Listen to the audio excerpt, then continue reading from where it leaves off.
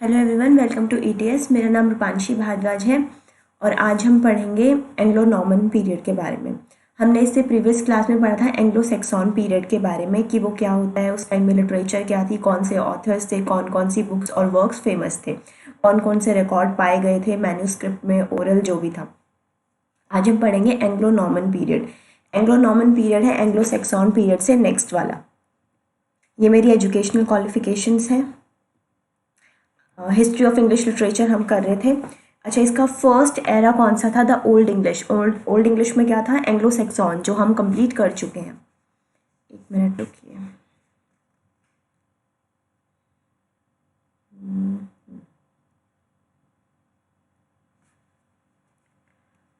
हाँ, तो हमने कंप्लीट कर लिया था old English. Basically old English में था क्या? ओल्ड इंग्लिश में था उसके वर्क्स वगैरह। इसको हम और क्या बोलते हैं ओल्ड इंग्लिश को? प्रीवियस क्लास में मैंने आपको बताया, जिसने भी प्रीवियस क्लास नहीं देखी है वो प्लेलिस्ट में जाके देख सकता है। Anglo Saxon period, Anglo Saxon period ये हम ये कर चुके हैं, जो 450 से 1066 तक था। ठीक है, आज हम पढ़ेंगे द मिडल इंग्लिश। अब मिडल इंग्लिश में क्या क्या आता है? मिडल इंग्लिश के 3 पार्ट हैं, जिसको हम कहते हैं एंग्लो नॉर्मन। इसके 3 पार्ट्स हैं। First is Anglo Norman, Anglo Norman. Second हमारा होगा एज ऑफ चौसर। जॉफ्री चौसर का नाम तो आपने सुना है, एज ऑफ चौसर। और जो थर्ड है वो हमारी होगी लेट मिडल। लेट मिडल, या फिर आप उसको रिवाइवल एज भी बोल सकते हो। सॉरी, रिवाइवल नहीं, transition, age of transition. Actually age of transition Chaucer की होगी, तो वो हम इसमें मिडल में तो नहीं लाएंगे, कुछ पार्ट उसका इसमें आ जाता है, तो इसको हम रिवाइवल ही कहेंगे, एज ऑफ रिवाइवल।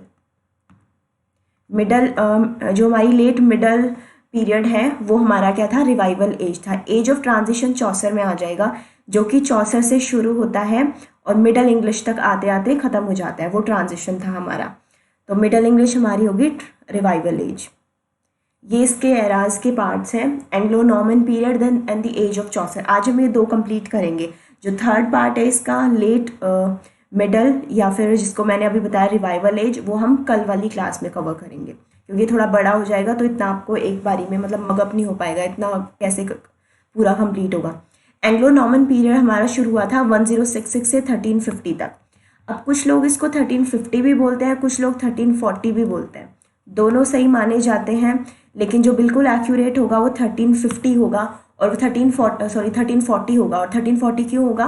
क्योंकि चौसर के टाइम से, मतलब जो नेक्स्ट एज शुरू होती है वो एज ऑफ चौसर है, तो वो एज ऑफ चौसर 1340 से शुरू होता है। एंग्लो नॉर्मन मैंने आपको बताया था 1066 बहुत इंपॉर्टेंट डेट है, ये आपको याद रखनी है। क्यों? क्योंकि इसमें क्या हुआ था? नॉर्मन कॉन्क्वेस्ट हुई थी, यानी कि वॉर ऑफ हेस्टिंग्स। मैंने प्रीवियस क्लास में समझाया है नॉर्मन्स के बारे में, आप प्रीवियस क्लास देख सकते हैं। बाकी मैं इसमें भी ये सब दोबारा समझा दूंगी, ताकि एक बार अच्छे से मतलब कवर हो जाए। अब ये हमारी 3 पार्ट्स में डिवाइडेड है। अभी मैंने बताया अर्ली मिडल, जिसको हम एंग्लो नॉर्मन पीरियड भी कहते हैं, जिसमें किसका जिक्र है? नॉर्मन कॉन्क्वेस्ट के बारे में है, कि नॉर्मन कॉन्क्वेस्ट क्यों आया था, कैसे आया था। फिर हमारी शुरू होगी एज ऑफ चौसर। ये भी मिडल इंग्लिश का पार्ट है, जिसमें चौसर के वर्क्स हैं और चौसर की लाइफ के बारे में है। कैंटरबरी टेल्स, इन्होंने जो कैंटरबरी टेल्स लिखी थी वो इसी पीरियड में लिखी थी। उसके बाद है late middle, late middle English और या फिर रिवाइवल एज। ये 1400 से 1500 तक है। इसमें क्या था? आपने सुना होगा वॉर ऑफ रोजेज, और जैसे वो था ना हाउस ऑफ लेंसेस्टर, और इन लोगों की जो वॉर हुई थी वो लेट मिडल इंग्लिश में आता है। और प्रिंटिंग प्रेस आया था लेट मिडल इंग्लिश में या फिर रिवाइवल एज पीरियड में। और क्या था? हाँ, गुटनबर्ग की गुटनबर्ग नहीं, किसकी थी? वाइक्लिफ ने बाइबल को ट्रांसलेट किया था। ये कुछ मेजर पॉइंट्स हैं जो हमारी थर्ड पार्ट में कवर होंगे। अभी इसके कुछ मेजर इवेंट्स हैं, जैसे हमारा फर्स्ट था नॉर्मन कॉन्क्वेस्ट। नॉर्मन कॉन्क्वेस्ट में बेसिकली क्या आता है? मैंने प्रीवियस क्लास में आपको बताया। इसमें क्या हुआ था? जो हमारा फ्रांस का उस टाइम पे जो फ्रांस का राजा था विलियम, जिसको हम विलियम ऑफ नॉर्मैंडी भी कहते हैं, उसने क्या किया था? ब्रिटेन यानी कि इंग्लैंड में अटैक किया था। किसकी हेल्प से? ब्राइटन्स की हेल्प से अटैक किया था। ब्राइथॉन्स मैंने आपको बताया था केल्ट्स वाली ट्राइब थी, प्रीवियस क्लास में देखिएगा आपको समझ में आ जाएगा। उसने उनके साथ मिलकर ब्रिटेन पे अटैक किया था। किस लिए अटैक किया था? क्योंकि उस टाइम पे एंजल्स, सेक्सॉन्स और जूट्स वहाँ पे रहते थे, तो उन लोगों को भगाने के लिए उन्होंने यहाँ पर अटैक किया था। उस टाइम पे राजा कौन था? उस टाइम पे राजा था, ये भी मैंने आपको पीछे बताया था, king Harold, king Harold Godwin उस टाइम का राजा था, जिसको हरा दिया गया था। विलियम ऑफ नॉर्मैंडी ने हराया था। और कब हराया था? 14 अक्टूबर। ये आपको याद रखना है, 14 अक्टूबर 1066 इस दिन हुई थी वॉर ऑफ हेस्टिंग्स। और उसको गद्दी पे कब बिठाया गया था? ये भी मैंने आपको बताया था। विलियम ऑफ नॉर्मैंडी को गद्दी पे बिठाया गया था 25 दिसंबर को, जिस दिन क्रिसमस डे होता है। ये आपको याद रखना है, मोस्ट इंपॉर्टेंट डेट है 1066। उसके बाद क्या हुआ था? इस कॉन्क्वेस्ट के बाद आया था ऑक्सब्रिज यूनिवर्सिटी फाउंडेशन। अच्छा, ये क्या है ऑक्सब्रिज यूनिवर्सिटी फाउंडेशन? दो यूनिवर्सिटी थी उस टाइम पे, कौन कौन सी थी? एक तो थी ऑक्सफोर्ड यूनिवर्सिटी, दूसरी थी कैम्ब्रिज। अब इनका फॉर्मेशन हुआ था, मतलब इनको ढूंढा गया था, इनको एस्टैब्लिश किया गया था उस टाइम पे। इस टाइम पे जब ये कौन सा पीरियड था? नॉर्मन कॉन्क्वेस्ट के बाद का। 3 स्टेट्स ऑफ सोसाइटी। अब 3 स्टेट्स ऑफ सोसाइटी क्या थी? 3 स्टेट्स ऑफ सोसाइटी में क्या था? 3 स्टेट्स ऑफ सोसाइटी थी। इसमें क्या हुआ था? फ्यूडल सिस्टम था। आपने फ्यूडल सिस्टम के बारे में सुना होगा।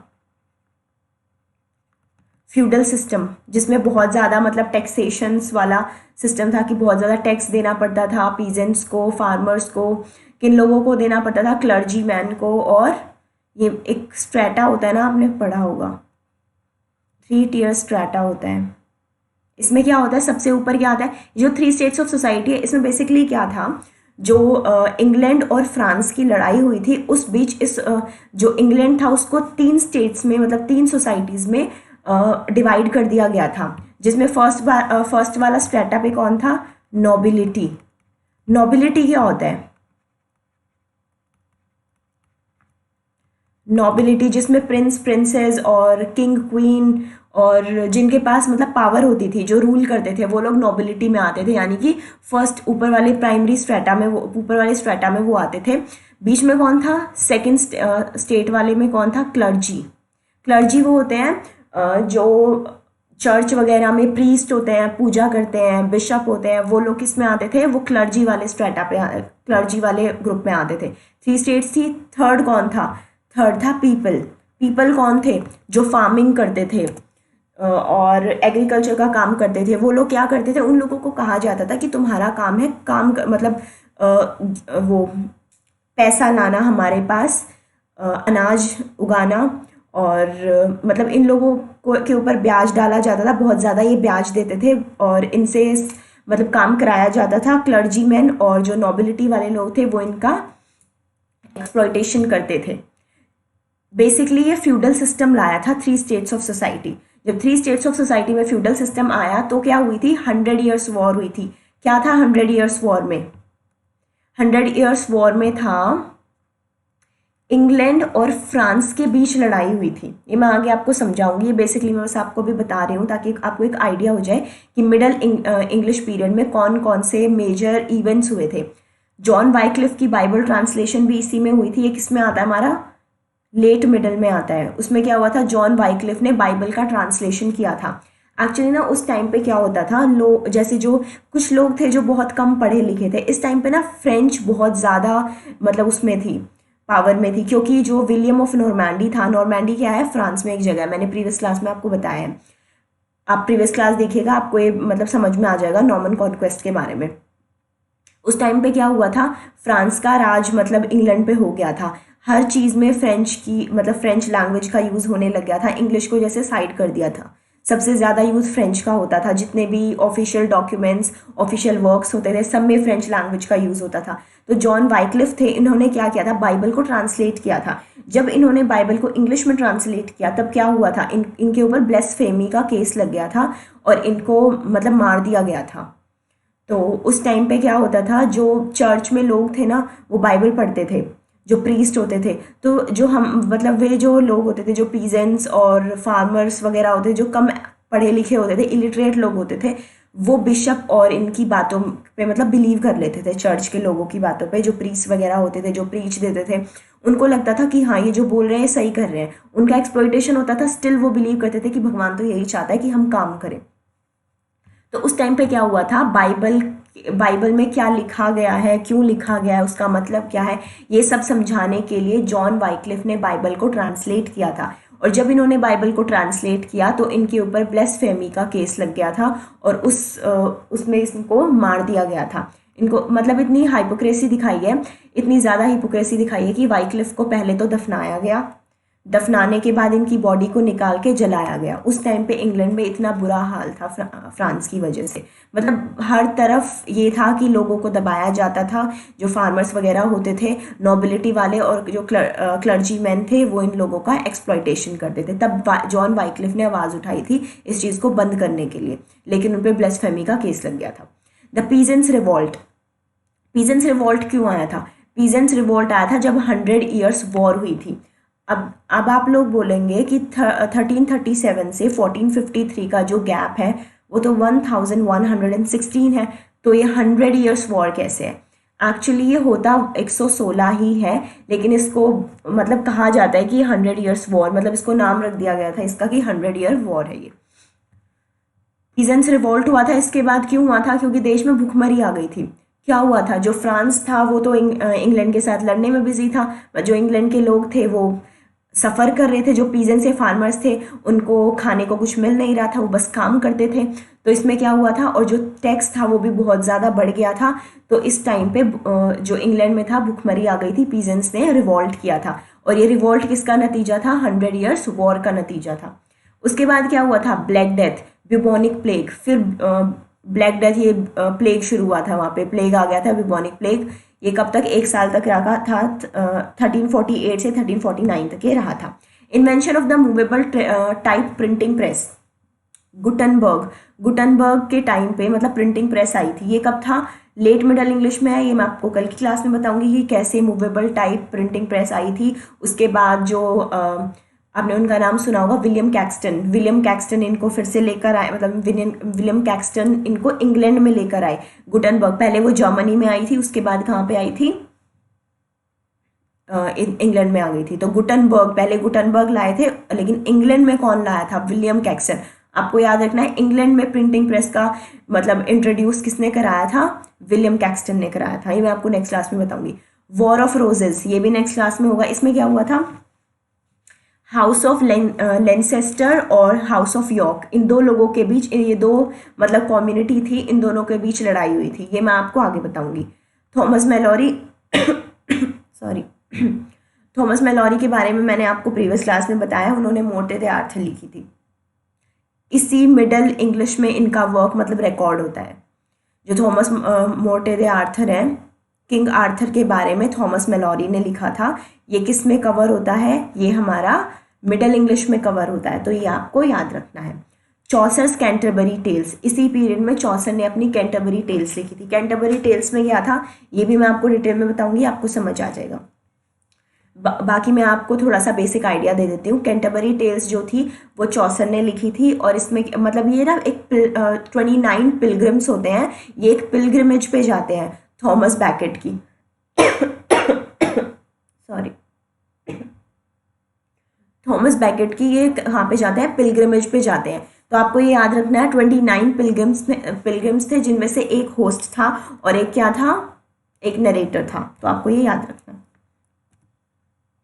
The Norman invasion and the English language. अब क्या हुआ था? नॉर्मन कैसे मतलब आए थे इंग्लैंड में, और कैसे इंग्लिश लैंग्वेज का डेवलपमेंट हुआ था। इन 1066 द नॉर्मन्स इन्वेडेड इंग्लैंड। 1066 में क्या हुआ था? इन 1066 द नॉर्मन्स इन्वेडेड इंग्लैंड। मैंने आपको बताया ये डेट आपको याद रखनी है, मोस्ट इंपॉर्टेंट डेट है। इस पे क्या हुआ था? नॉर्मन्स आए थे इंग्लैंड में, and the French of Normandy together with Latin was to become the language of court, religion and science. अब उस टाइम पे क्या था? उस टाइम पे जो फ्रेंच था, फ्रेंच का ज़्यादा इन्फ्लुएंस था। क्यों था? क्योंकि इंग्लैंड में फ्रांस के लोगों का रूल हो गया था। नॉर्मन्स आए थे। नॉर्मन्स कहाँ से आए थे? फ्रांस से आए थे। तो अब आपने देखा होगा जब भारत पे ब्रिटिश ने अटैक किया था और उन्होंने यहाँ पे रूल करना शुरू किया था, तो वो अपने साथ लैंग्वेज लाए थे। कोई भी कंट्री जब किसी दूसरी कंट्री पर रूल करती है तो वो अपना कल्चर, अपने कस्टम्स, अपनी लैंग्वेज, अपना ट्रेडिशन सब कुछ साथ में लेके आती है। तो उस टाइम पे क्या हुआ था, और अपनी लैंग्वेज को उस दूसरी कंट्री पे थोपती है कि तुम्हें यही काम करना है, हमारे हिसाब से करना है, हमारी लैंग्वेज का यूज़ करना है। तो जितने भी ऑफिशियल वर्क्स थे सब में वही लैंग्वेज यूज़ होती है। तो उस टाइम पे जब फ्रांस के लोगों ने यहाँ पे अटैक किया था तो फ्रेंच लैंग्वेज का यहाँ पे बहुत ज़्यादा इन्फ्लुएंस हुआ था इंग्लैंड पे, और ज़्यादातर वर्क्स हमारे फ्रेंच में भी लिखे गए हैं, ये आपको याद रखना है। फ्रेंच लैंग्वेज में भी वर्क्स, पोइट्री वगैरह, चौसर ने काफ़ी पोइट्री लिखी है फ्रेंच लैंग्वेज में। English was still use by the common people. जो कॉमन पीपल थे वो इंग्लिश यूज़ करते थे, जो वहाँ के नेटिव थे, जिनको फ्रेंच नहीं आती थी, वो बेसिकली इंग्लिश ही अपनी लैंग्वेज में मतलब डे टू डे लाइफ में यूज़ करते थे। But there was no literature written in it for 200 years. लेकिन 200 ईयर्स तक कोई भी वर्क लिटरेचर में इंग्लिश में नहीं लिखा गया था। सबसे ज़्यादा इन्फ्लुएंस वहाँ पे फ्रेंच लैंग्वेज का था, तो फ्रेंच में ही लिखा गया था। However, this situation of the ruling class speaking one language and their subordinates the other could not last long. The Normans had to learn some English in order to communicate. अब एक बात बताइए, मान लो British India में आए तो क्या वो सब इंग्लिश ही बोलते थे? ऑब्वियसली इंग्लिश बोलते थे, लेकिन क्या सब लोगों को, जो इंडियंस थे, जो इंडिया में रहने वाले लोग थे, क्या उन लोगों को इंग्लिश आती थी? नहीं आती थी। तो इसलिए जो ब्रिटिशर्स थे उन्होंने भी हिंदी सीख ली थी, ऑब्वियसली सीख ली थी, क्योंकि हर एक कॉमन इंसान जो इलिटरेट था वो तो नहीं बोल सकता था ना इंग्लिश, वो तो नहीं बोल सकता था उस टाइम पे। तो ऐसे ही जो इंग्लैंड था, वहाँ पे जो इलिटरेट लोग थे, जो कॉमन पीपल थे, उनको फ्रेंच नहीं आती थी, तो नॉर्मन्स ने इंग्लिश सीख ली थी। The Normans had to learn some English, उनको सीखना पड़ा था in order to communicate. Moreover Norman king set off to the 19, ठीक है, ये रिपीट कर रखा है सेम।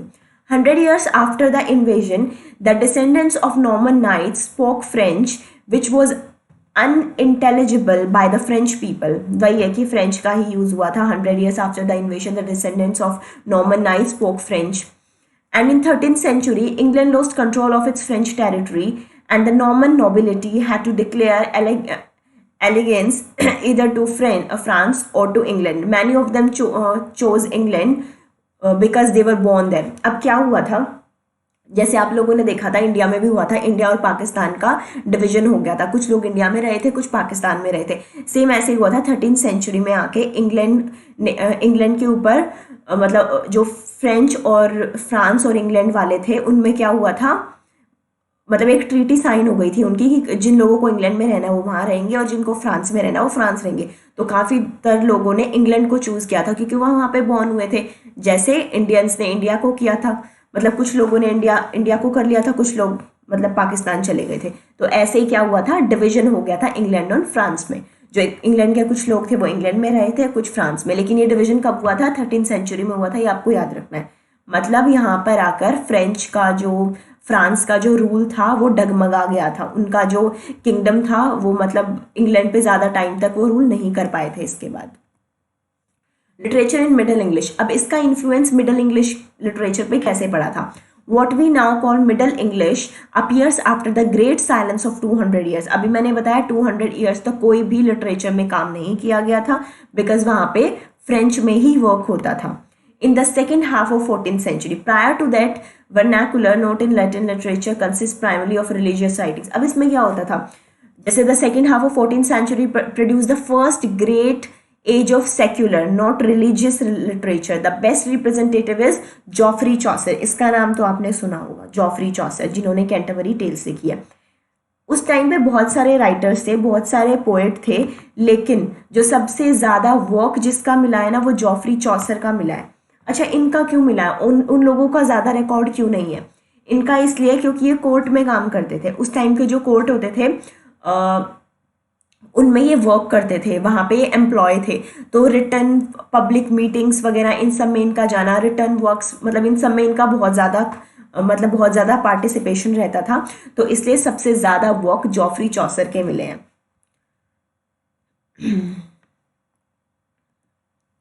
अब क्या हुआ था एंग्लो नॉर्मन पीरियड में? The Norman conquest of Britain took place on October 14। अभी मैंने आप लोगों को बताया पीछे वाली स्लाइड में कि अक्टूबर 14 1066 में क्या हुआ था, नॉर्मन कॉन्क्वेस्ट हुई थी। नॉर्मन कॉन्क्वेस्ट क्या था? वॉर ऑफ हेस्टिंग्स, जिसमें क्या हुआ था, इंग्लैंड और फ्रांस के बीच लड़ाई हुई थी। ये मैंने अभी आपको पीछे वाली स्लाइड में समझाया। उसको हम क्या बोलते हैं? द बैटल ऑफ हेस्टिंग्स भी बोलते हैं, द नॉर्मन कॉन्क्वेस्ट भी बोलते हैं, तो आपको ये भूलना नहीं है। ये डेट मोस्ट इंपॉर्टेंट है, अक्टूबर 14 1066। 1066 also marks the end of old English. Obviously end of old English है, इसके साथ मिडल इंग्लिश की स्टार्टिंग होती है 1066 के साथ, and the beginning of the middle English, right. French influence on English language and literature.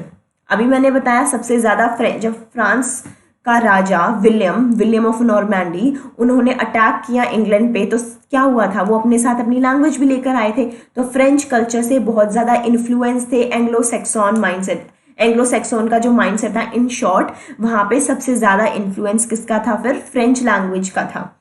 Feudalism is introduce to England. अभी बताया फ्यूडल सिस्टम आ गया था। फ्यूडल सिस्टम में क्या था, वो जो थ्री स्टेट सोसाइटी मैंने आपको बताई, नोबिलिटी, सेकंड क्या थी हमारी, क्लर्जी मैन, और थर्ड वाली हमारी क्या थी, पीपल, जिसमें क्या होता था, जो पीजेंट्स और फार्मर्स थे वो एग्रीकल्चर का काम करते थे, और सारा सामान मतलब जितना भी वो कमाते थे ब्याज पे, मतलब बहुत ज़्यादा उनको ब्याज देना पड़ता था। उसमें क्या होता था, उन लोगों का ना एक कंडीशनिंग कर दी थी उस टाइम पे, जो चर्च में प्रीस्ट वगैरह होते थे, क्लर्जी मैन, उन लोगों ने ऐसी उनकी कंडीशनिंग कर दी थी कि बाइबल में लिखा हुआ है आप लोगों को काम करना है, अगर आप काम करोगे तो आप सफल रहोगे, आपको साल्वेशन प्राप्त होगा, और या फिर आपके सारे सिन माफ़ हो जाएंगे, आपको हेवन मिलेगा। मतलब इस टाइम से ना उनकी कंडीशनिंग कर दी थी कि हाँ तुम्हें यही करना है, चर्च और बाइबल ये कहती है। तो फ्यूडल सिस्टम आ गया था, ब्याज बहुत ज़्यादा उनको देना पड़ता था, उन लोगों का एक्सप्लॉइटेशन होता था। Strong influence of the church, church का बहुत ज़्यादा इन्फ्लुएंस था। अब मैंने आपको बताया जॉन वाइक्लिफ ने जब बाइबल को ट्रांसलेट किया था तो उन पर क्या हुआ था, ब्लेस्फेमी का केस लग गया था। जॉन ऑफ आर्क के बारे में भी आपने सुना होगा, GB शॉ ने लिखा है जॉन ऑफ आर्क के बारे में। उसमें क्या हुआ था, उनके ऊपर भी ब्लेस्फेमी का केस लगा था और उनको भी मार दिया गया था। तो उस टाइम पे जो चर्च था उसका बहुत ज़्यादा इन्फ्लुएंस था लोगों के ऊपर, क्योंकि उस टाइम के लोग ना इलिटरेट थे, मतलब वो लोग पढ़ नहीं पाते थे, तो उन लोगों को भी नहीं पता था कि बाइबल में क्या है, तो वो जहाँ जैसे उन लोगों को बोला जाता था वो वैसे ही उस पर बिलीव कर लेते थे। फ्रेंच ऑफिशियल लैंग्वेज बन गई थी, यूज बाय द किंग। लोगों इसमें किंग क्या है, नोबिलिटी। किंग का मतलब यहाँ पे नोबिलिटी है, जो शाही लोग होते थे ना, रॉयल लोग होते थे, मतलब क्वींस, किंग, प्रिंस, प्रिंसेस, ये सब क्या करते थे, फ्रेंच लैंग्वेज का सबसे ज़्यादा वहाँ पे मतलब यूज़ करने लगे थे, ऑफिशियल लैंग्वेज बन गई थी। Norman lords and courtiers. Latin का क्या था, the principal tongue of the scholars in church and courts. जो चर्च और कोर्ट की लैंग्वेज थी वो लेटिन थी, क्योंकि हमारी जो बाइबल थी, बाइबल लेटिन लैंग्वेज में लिखी गई थी, लेटिन लैंग्वेज में थी, उसको वाइक्लिफ ने कन्वर्ट किया था इंग्लिश लैंग्वेज में। Old English spoken only by the common people. अब जब वाइक्लिफ ने उस बाइबल को उस टाइम पे लेटिन से इंग्लिश में ट्रांसलेट किया, ओल्ड इंग्लिश में, तो जो कॉमन लोग थे उन लोगों को समझ में आने लग गया कि इसका मतलब क्या है। तभी तो चर्च का थोड़ा इन्फ्लुएंस कम हुआ था, उनका एक्सप्लॉइटेशन हटा था, पीजेंट्स रिवॉल्ट आया था। और हाँ, वाइक्लिफ के साथ एक मूवमेंट शुरू हुई थी, उस मूवमेंट का नाम था लोलार्ड मूवमेंट, उसके बारे में मैं आपको आगे बताऊंगी। 1066 the mid 14th century baron period, इसको हम बैरन पीरियड भी कहते हैं, baron age of English literature, ये आपको याद रखना है। The second half the 14th century age of Chaucer. अभी मैंने आपको बताया सेकेंड क्या है इसकी, एज ऑफ चौसर है। चौसर मतलब इसके रिप्रेजेंटेटिव थे इस एरा के। जॉनरास कौन कौन से थे, मतलब किस किस में वर्क लिखे जाते थे, romances. The three major themes, अब इसकी 3 मेजर थीम थी, the matter of Britain, the matter of France, the matter of Rome. क्यों था ब्रिटेन, इंग्लैंड, तो obviously the matter of Britain रहेगा। द मैटर ऑफ फ्रांस, क्योंकि वहाँ पे क्या था, फ्रेंच का रूल था, फ्रांस का रूल था वहाँ पे। द मैटर ऑफ रोम, रोम क्यों था, पेट्रार्क और ये सब कहाँ से आए थे, रोम से आए थे, जूलियस सीजर, क्लॉडियस। मैंने आपको बताया था इंग्लिश लिटरेचर का जो बैकग्राउंड था वो क्या था, रोमन्स सबसे पहले इंग्लैंड पे आए थे।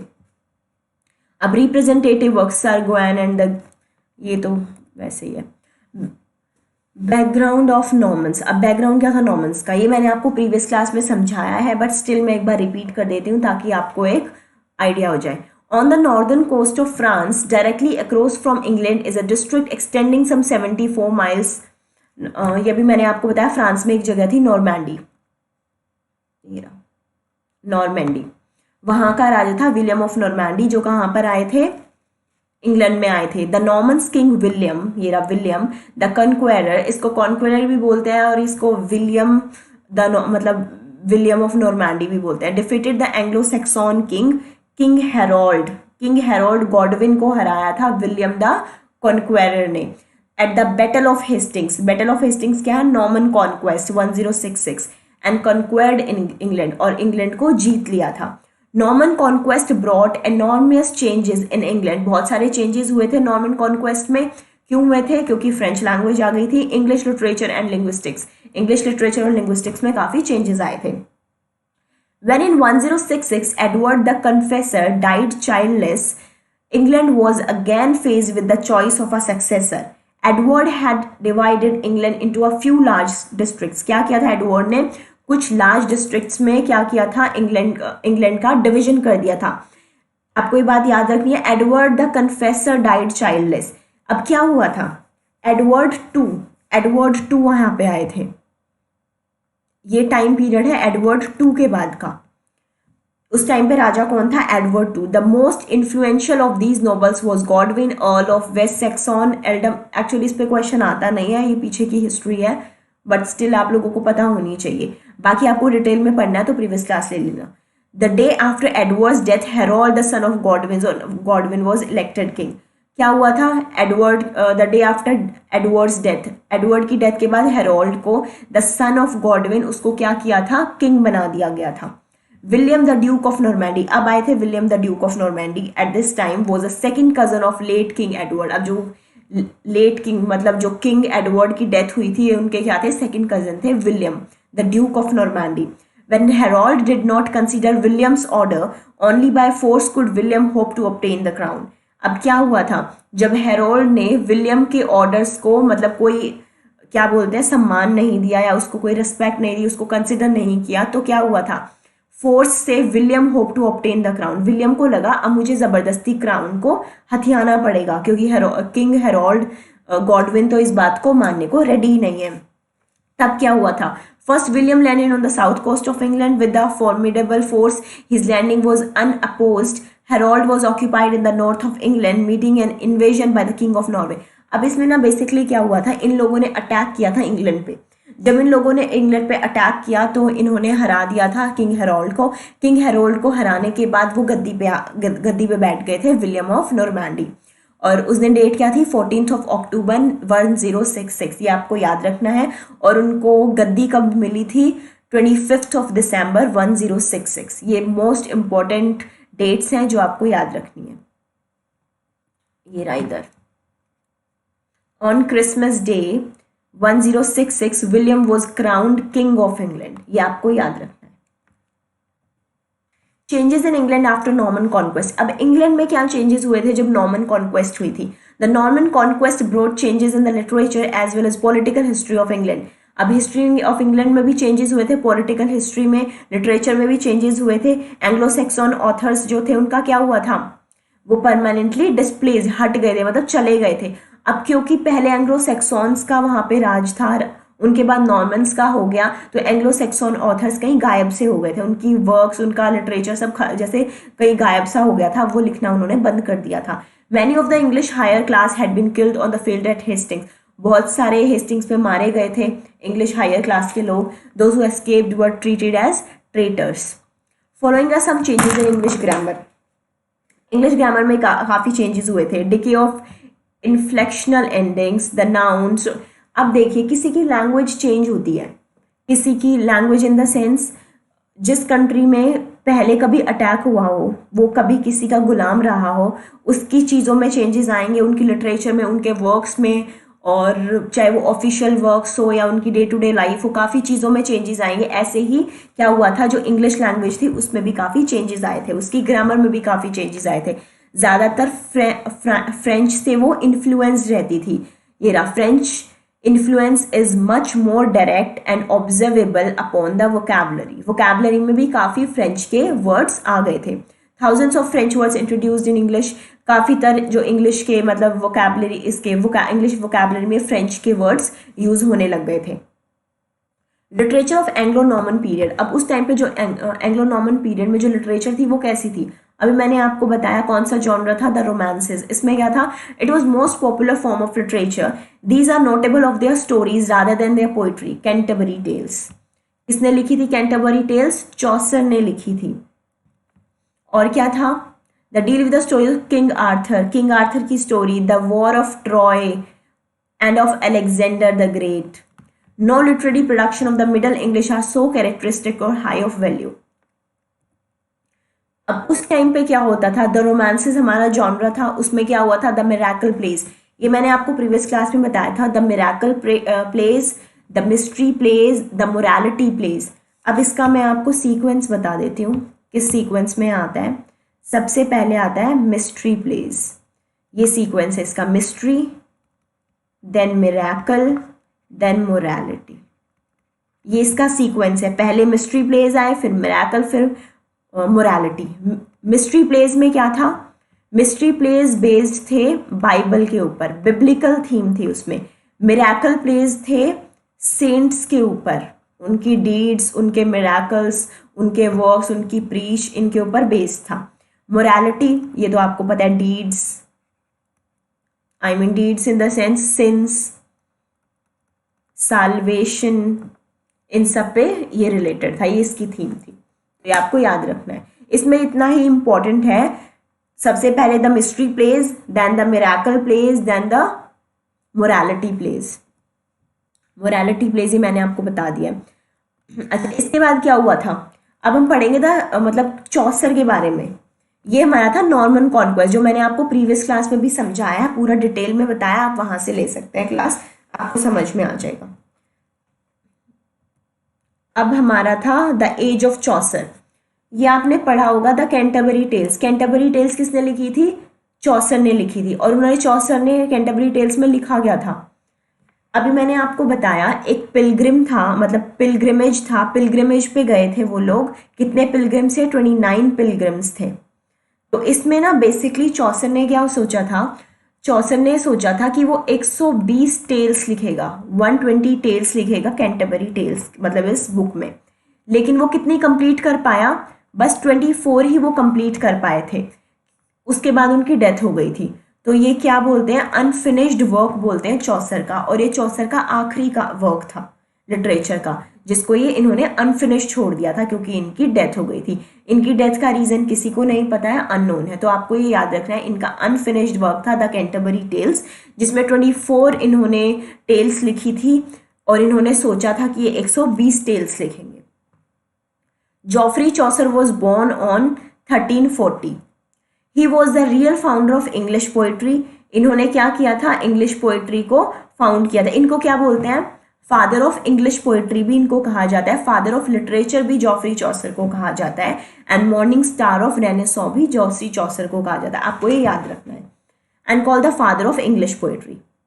चौसर made a fresh beginning in English literature. He disregarded the old English tradition. इन्होंने क्या किया था? ओल्ड इंग्लिश ट्रेडिशन को चेंज कर दिया था। इनके बाद ही रेनेसॉ शुरू हुआ था, ये आपको याद रखना है। Chaucer poetry has been read and enjoyed continuously from his first day to today. आज भी हम पढ़ते हैं जॉफरी चौसर की पोएट्रीज के बारे में। अब इनके वर्क्स क्या थे? Famous work of Chaucer is the Canterbury Tales. It is the most important work of his. इसमें क्या था? सबसे ज्यादा इन्होंने, मतलब सबसे ज्यादा जो क्वेश्चंस आते हैं वो कैंटरबरी टेल्स से आते हैं। इसमें क्या होता है? नाइट ने अपनी स्टोरी सुनाई थी, पार्सन ने सुनाई थी, और भी बहुत सारे थे। द बाथ, टेल ऑफ, नहीं, इसमें था 3 4 5, कितनी थी? 24 थी। इसमें क्या होता था? जो पिलग्रिम्स थे उनको 2 टेल्स आते टाइम सुनानी थी, 2 वहां से जाते टाइम सुनानी थी। आपने सुना होगा थॉमस बकेट का नाम, थॉमस बैकेट। थॉमस बैकेट जो थे वो क्या थे? उनकी एक पिलग्रिम थी, ये लोग वहां पे जा रहे थे। जो टबार्ड इन आपने नाम सुना होगा, टबार्ड इन, जिसने भी कैंटरबरी टेल्स के बारे में पढ़ा है उसको पता होगा टबार्ड इन के बारे में। वो एक मतलब पिलग्रिमेज थी। ये जितने भी 29 पिलग्रिम्स थे ये उस पिलग्रिमेज पे जा रहे थे थॉमस बैकेट को मतलब थैंक्स गिविंग के लिए जा रहे थे। जैसे इनको कभी भी कुछ होता था, ये बीमार होते थे या इनको कुछ भी होता था, तो हमेशा जो थॉमस बैकेट थे वो इनको मतलब ये इनका सोचना था, इनका मानना था कि वो इनको हील कर देते थे। तो ये थैंक्स गिविंग के लिए वहां पर जा रहे थे। आपने पढ़ी होगी मर्डर एट द कैथेड्रल। इसमें क्या लिखा गया है? थॉमस बैकेट के मर्डर के बारे में लिखा गया है। तो ये वही थॉमस बैकेट है, आपको याद रखना है।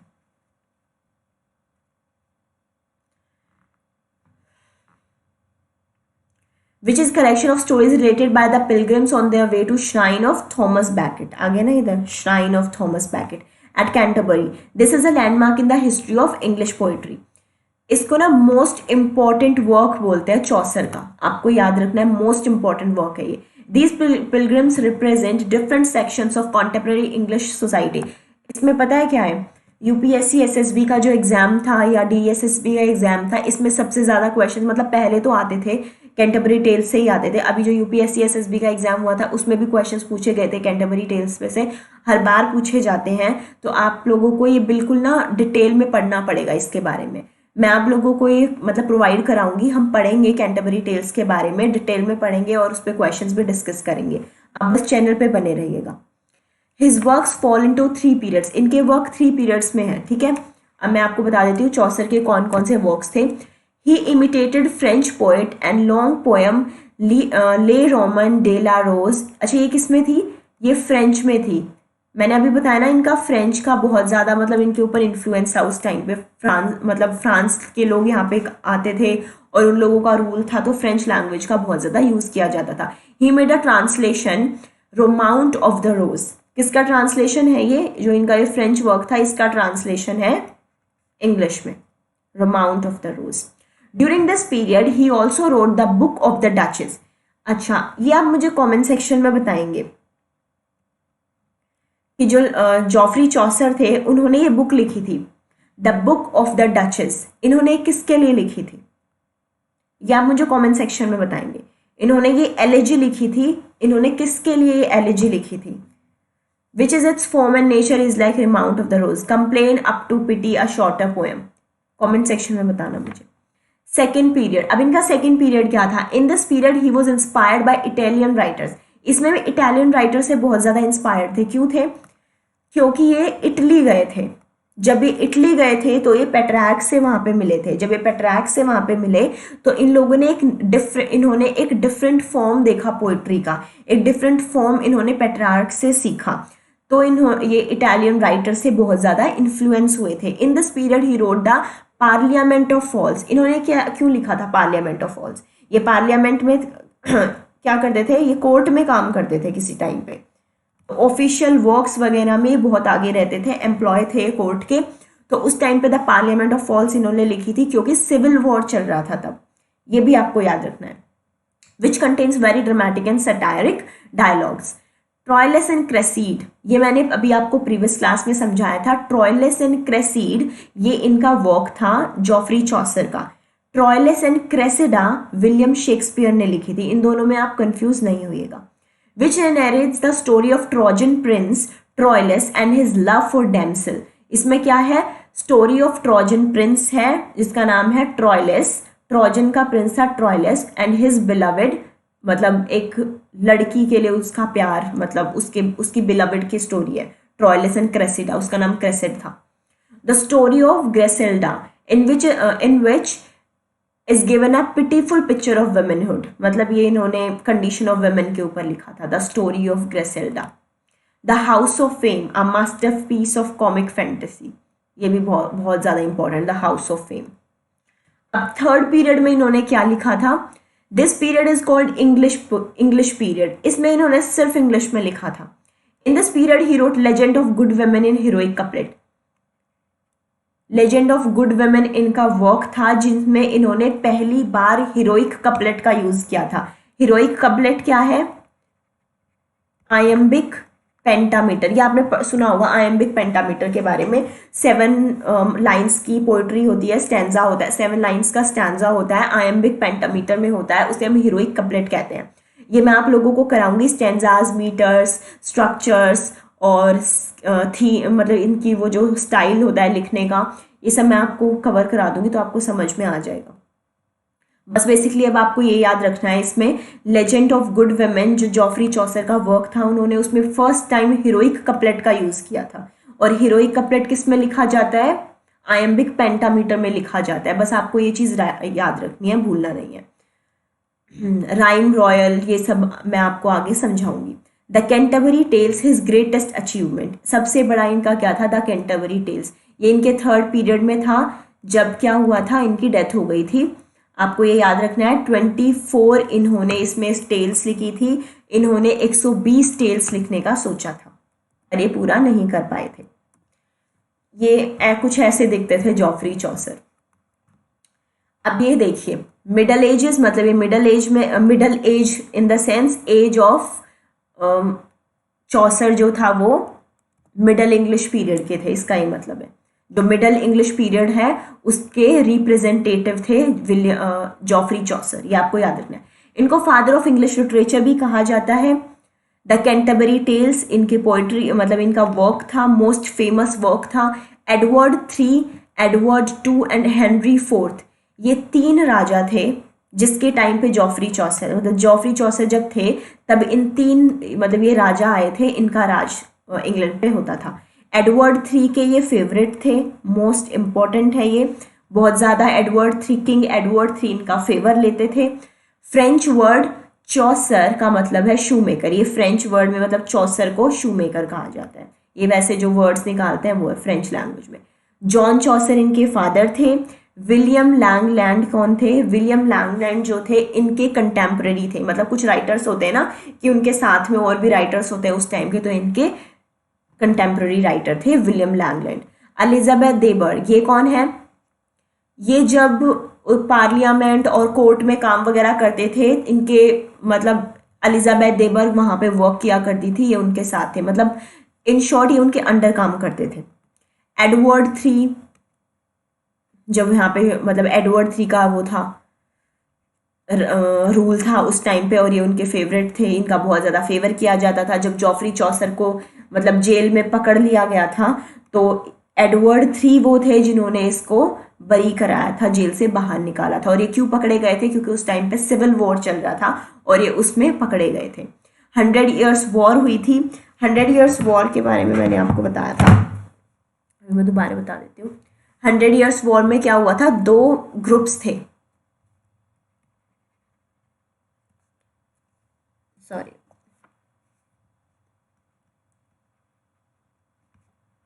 House of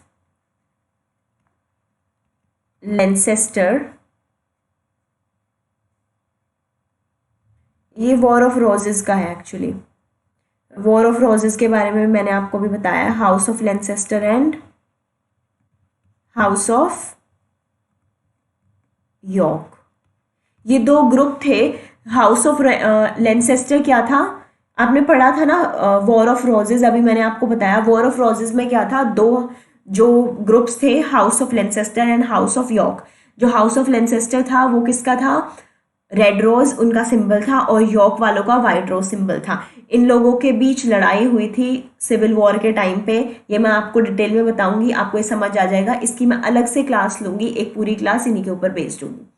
marriage to Philippa, हाँ 3rd ईयर्स वॉर अभी मैंने आपको बताया, जो फ्यूडल सिस्टम लाया था प्रीवियस अभी स्लाइड में मैंने आपको बताया था। इसमें क्या हुआ था? इंग्लैंड और फ्रांस के बीच लड़ाई हुई थी, और उसमें क्या हुआ था? फ्यूडल सिस्टम आया था, 3 स्टेट सोसाइटी सिस्टम आया था, जो 3 स्ट्रेटा थे, नोबिलिटी और clergy man and people. Marriage to Philippa, इनकी शादी कब हुई थी? 1366 में इनकी शादी हुई थी फिलिपा से। जॉन ऑफ गाउंट और जॉन ऑफ ड्यूक ऑफ लेंसेस्टर। अभी मैंने आपको पीछे पूछा था question, the book of the duchess किसने लिखी थी, मतलब क्यों लिखी थी, किसके लिए लिखी थी? ये जो थे जॉन ऑफ गाउंट, या फिर इसको आप ड्यूक ऑफ लेंसेस्टर भी बोल सकते हो, ये चौसर के दोस्त थे। जब उनकी वाइफ की डेथ हो गई थी, उनकी फर्स्ट वाइफ की डेथ हो गई थी, तब चौसर ने एक एलिजी लिखी थी on the behalf of John of ground, अपने दोस्त के लिए एलिजी लिखी थी उनकी वाइफ की डेथ के लिए, डेथ के ऊपर। The book of the duchess, और ये बुक ऑफ द डचेस किसकी थी, किसके लिए लिखी थी, उनकी जो वाइफ थी ड्यूक ऑफ लेंसेस्टर की, उनके लिए लिखी थी क्योंकि उनकी डेथ हो गई थी। तो ये एलिजी है जॉफरी चौसर की, आपको ये याद रखना है। इस पे क्वेश्चन आ चुका है कि the book of the duchess, मतलब एक बार क्वेश्चन पूछा गया था कि who wrote the book of the duchess, एक बार क्वेश्चन किया गया था कि किसके लिए लिखी थी जॉफरी चौसर ने the book of the duchess, तो किसके लिए लिखी थी, ड्यूक ऑफ लेंसेस्टर के लिए लिखी थी, and it's an elegy. Trip to Italy, अभी मैंने आपको प्रीवियस स्लाइड में बताया कि इनके ऊपर इटली राइटर्स का, इटालियन राइटर्स का बहुत ज़्यादा इन्फ्लुएंस हो गया था। क्यों हुआ था, क्योंकि ये इटली गए थे किसी टाइम पे, चौसर जो है वो इटली गए थे, जहाँ पे वे किससे मिले थे, इटालियन ह्यूमैनिस्ट था पेट्रार्क, के पेट्रार्क से मिले थे, और यहाँ पे इन्होंने क्या सीखा था, पोएट्री की फॉर्म सीखी थी, जो इन्होंने अपने वर्क्स में भी मतलब इंक्लूड किया था। जॉन हॉकवर्ड से भी ये वहीं पे मिले थे। फिर ये ट्रिप टू कैंट, फिर ये कैंट गए थे।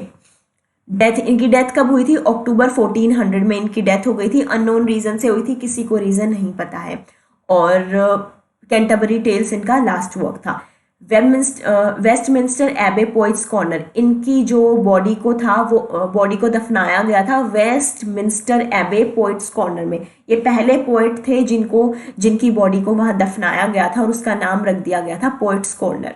उसके बाद एडमंड स्पेंसर थे, एडमंड स्पेंसर इस वाली मतलब इसके नहीं है सेंचुरी के, मतलब ये आपको कंफ्यूज नहीं होना है, ये मैंने वैसे आपको एग्जाम्पल के लिए समझाया है कि सबसे पहले जिनकी बॉडी को दफनाया गया था वो चौसर थे वेस्टमिंस्टर एबे पोइट्स कॉर्नर में। उसके बाद एडमंड स्पेंसर की बॉडी को वहाँ पे दफनाया गया था 1599 में।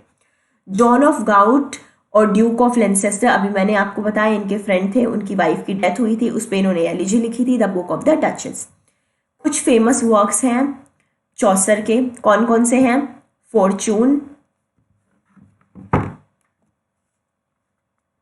Fortune, Anelida and Arcite, house of fame, बहुत इंपॉर्टेंट है, हाउस ऑफ फेम याद रखना है।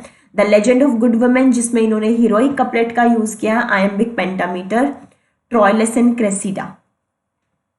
ये एक्चुअली क्रेसिडा नहीं है, क्रेसीड है, इन्होंने क्रेसिडा गलत लिख दिया है यहाँ पे, मतलब टाइप मिस्टेक हो गया है। राइम रॉयल इन्होंने ही मतलब इन्वेंट किया था, राइम रॉयल, ये भी एक राइम मतलब वो होती है, राइमिंग स्कीम वगैरह होती है ना पोइट्री की, ये मैं आपको फॉर्म्स वगैरह सिखाऊंगी। जॉन लैडेट, ये कौन थे, जब जॉफरी चौसर की डेथ हो गई थी तो उनके वर्क्स को जो मतलब लाइमलाइट में लेकर आए थे, उनकी जो ट्रांसलेट किया था इनके वर्क्स को किसने किया था, जॉन लिडगेट ने किया था, ये आपको याद रखना है। जॉन ड्राइडन ने भी किया था, सर फिलिप सिडनी ने भी इनको बहुत ज़्यादा मतलब फेवर किया है, बहुत ज़्यादा इनके बारे में लिखा है। विलियम कैक्सटन, ये प्रिंटिंग प्रेस लेकर आए थे, ये मैं आपको बताऊंगी। और इन्होंने और क्या किया था विलियम कैक्सटन ने इनकी कुछ पोइट्रीज को, कुछ वर्क्स को फोलियोज में मतलब इनके 2 फोलियो थे, first folio and second folio, इन्होंने क्या किया था उसमें इनके वर्क्स को प्रिंट किया था।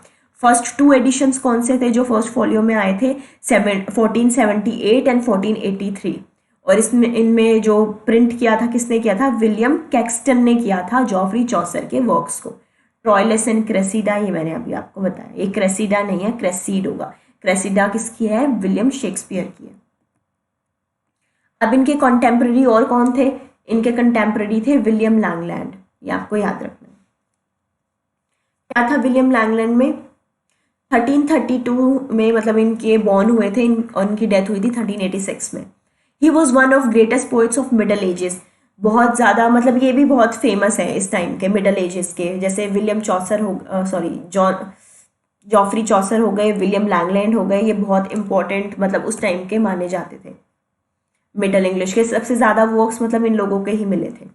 हिज पोएम, इनकी पोएम थी a vision of Piers and Plowman, बहुत इंपॉर्टेंट है, ये एग्जाम में पूछा जाता है क्या कि a vision of Piers and Plowman किसने लिखी है, तो ये आपको याद रखना है, ये विलियम लैंगलैंड की है।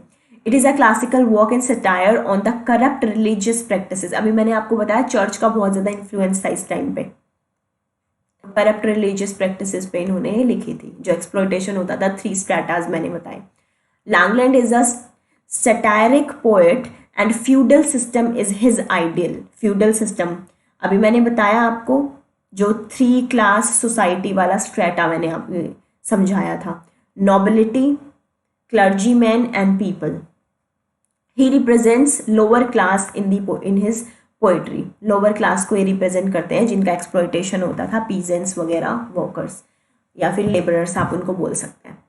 The age of Chaucer is the first significant period in the literary history of England. अभी मैंने आपको बताया first literary मतलब हिस्ट्री ऑफ इंग्लैंड में सबसे ज़्यादा वर्क जो था एज ऑफ चौसर, यहीं से ना लिटरेचर की शुरुआत मानी जाती है, मतलब ऐसा बोलते हैं कि बहुत ज़्यादा सिग्निफिकेंट पीरियड था ये. In every walk of life there were signs of change, social, political, religious, literary changes. सबसे ज़्यादा इसी में चेंजेस दिखाए गए हैं सोशल ग्राउंड्स पे, क्योंकि पहले किसका था, रोमन्स आए थे पहले इंग्लैंड पे, फिर एंग्लो सैक्सॉन्स आए, उसके बाद फ्रेंच के लोग आए, तो बहुत ज़्यादा सोशल, पॉलिटिकल, रिलीजियस और लिटरेरी चेंजेस इसमें दिखाए गए थे. इन शॉर्ट इसको हम क्या बोलते हैं, एन एज ऑफ चेंज. इसको हम एन एज ऑफ चेंज भी कहते हैं और इसको हम transition, an age of transition भी कहते हैं.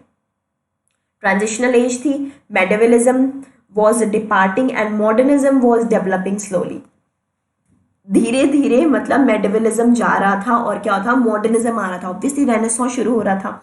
रेनेसॉन्स कब शुरू होता है, चौसर के बाद ही तो शुरू होता है Renaissance. Wycliffe and his followers were sowing the seeds of reformation. ये आपको याद रखना है, जॉन वाइक्लिफ को फादर ऑफ रिफॉर्मेशन भी कहते हैं, क्योंकि ये क्या लेकर आए थे, रिवॉल्ट लेकर आए थे रिफॉर्मेशन का, तो इनको क्या बोलते हैं, फादर ऑफ रिफॉर्मेशन भी इनको कहते हैं, ये आपको याद रखना है. और फादर ऑफ रिफॉर्मेशन क्यों कहते हैं, क्योंकि इन्होंने क्या किया था, बाइबल को ट्रांसलेट किया था.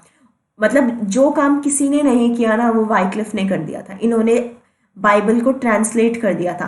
दो इन पे ब्लस्फेमी का केस लग गया था, इनको मार दिया गया था, बट ये रिफॉर्मेशन, एक रिवॉल्ट लेकर आ गए थे.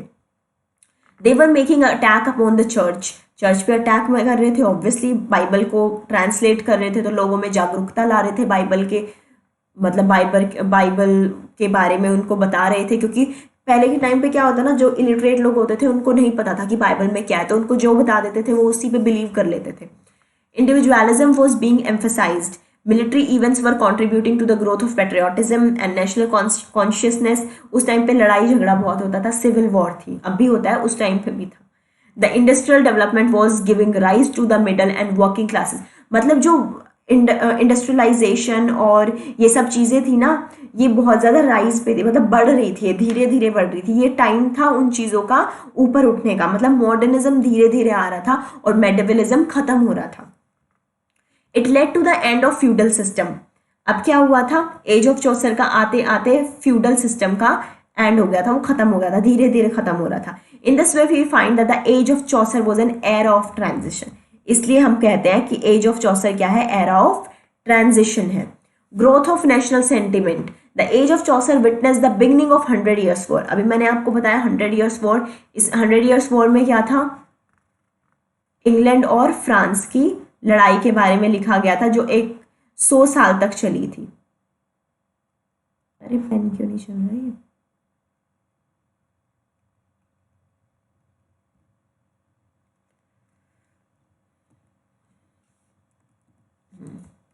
ठीक है. तो इसमें क्या था, फ्रांस और इंग्लैंड के बीच लड़ाई हुई थी. England was at war with Scotland. England की लड़ाई किसके साथ थी, स्कॉटलैंड एंड फ्रांस के साथ. This war brought great victories in the battles of Crecy and Poitiers. The consciousness of national unity was strengthen. The war gave a feeling of national pride and self respect to the people of England. The national life got purified and powerful national sentiments grow. इस time पे क्या हुआ था, जब लड़ाई हुई थी, 100 Years' War हुआ था, इसमें फ्रांस ने हार मान ली थी. अभी मैंने आपको बताया डिवाइड हो गया था, कुछ लोग इंग्लैंड में रह गए थे, कुछ फ्रांस में चले गए थे. Black Death, famine and social unrest. Black Death अभी मैंने बताया था, ब्यूबोनिक प्लेग आया था. The age of Chaucer plays natural calamities and social unrest. Plagues and pestilences, constitutional conflicts and unorthodoxy came to the forefront. Obviously in 1348 and 249 ये period था black death का, bubonic plague का, जो 1 साल तक रहा था. Came the terrible black death. इसमें कितने लोगों की डेथ हो गई थी, ऐसे बोलते हैं 1/3 ऑफ इंग्लैंड, मतलब 1/3 ऑफ जो इंग्लैंड के लोग थे उनकी डेथ हो चुकी थी इस बिबोनिक प्लेग में। बहुत ज़्यादा वायलेंट प्लेग था, बहुत ज़्यादा खतरनाक था।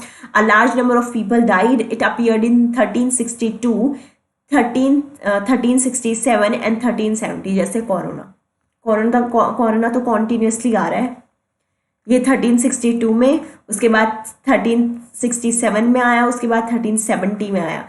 Feminine followed plague, vagrants and thieves multiplied, labour became scarce. Obviously अब जब प्लेग आया, भुखमरी आई, पॉवर्टी आई, तो थीव्स और मार और ये सब मार धाड़ और ये सब बहुत ज़्यादा बढ़ गई थी, चोरी चकारी।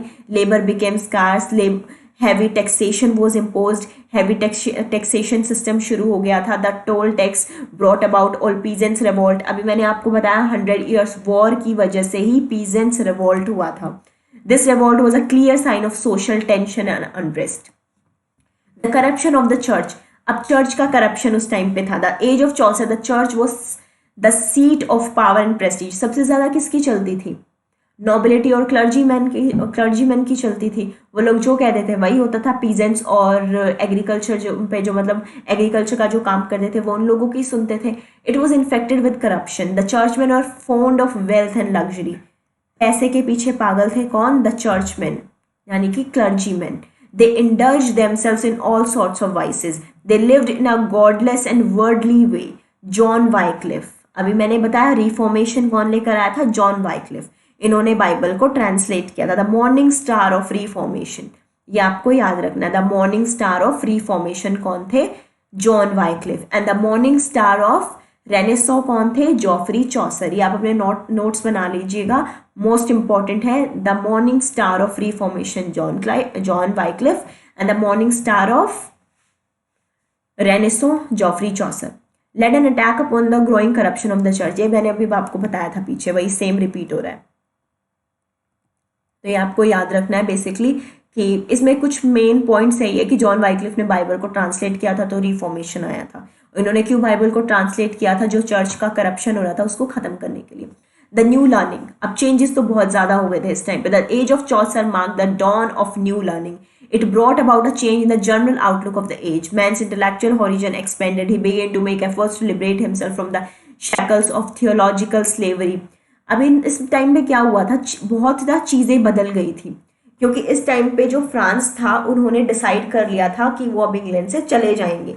पेट्रार्क एंड बोकाशियो, ये कौन थे? ये कुछ राइटर्स थे, were the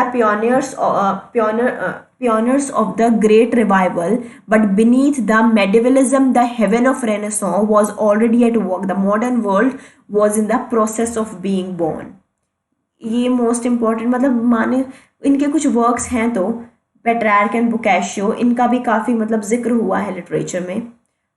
पेट्रार्क का तो बहुत ज़्यादा हुआ है। जब मैं आप लोगों को फॉर्म्स ऑफ मतलब लिटरेचर की फॉर्म्स, वो होता है ना फॉर्म्स ऑफ पोइट्री, जब मैं आपको फॉर्म्स ऑफ पोइट्री बताऊंगी उसमें मैं आपको पेट्रार्क के बारे में बताऊंगी कि पेट्रार्क मतलब कैसे इनका जो इन्होंने जो अपनी राइम स्कीम्स वगैरह और ये सब लिखे थे वो कैसे लिखे थे, कौन से वर्क्स में इन्होंने अपना उनको इंक्लूड किया था। तो आप लोग ये आगे पढ़ेंगे, इनको मैं पूरा डिटेल में समझाऊंगी।